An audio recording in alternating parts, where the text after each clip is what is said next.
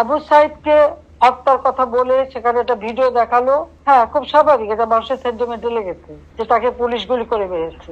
এখানে আমার প্রশ্নটা হচ্ছে, তাকে যদি পুলিশ গুলি করে থাকে, তো গুলি খাওয়া একটা লোক এরা টেনে নিয়ে গেল, এখানে কিন্তু কোনো রক্তের চিহ্ন দেখা যায়নি। দ্বিতীয় কথা হচ্ছে যে তার সঙ্গী সাথীরা যে তাকে টেনে নিয়ে গেল, কোথায় নিয়ে গেল?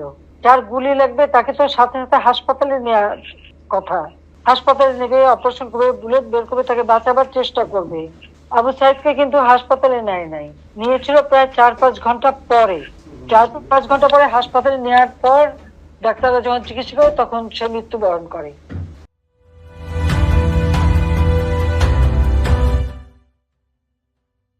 তার মাথায় আর একটা ভিডিওতে দেখা গেছে তার মাথা, ওরা যখন পুলিশকে ঢিল মারছে, সেও পুলিশকে মারতে মারতে এগিয়ে যাচ্ছে, তার মাথায় একটা ঢিল এসে পড়ে, সে মাথায় হাত দেয়। তাহলে প্রশ্ন যে এই একটা সেন্টিমেন্ট তুলে তারা যে এতগুলি জীবন নিয়ে খেললো, এর জবাব কে দেবে?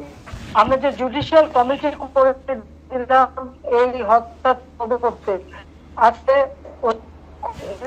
এটা জবাব যে কেন সেই জুডিশিয়াল থেকে সে তদন্ত করতে দেয় নাই।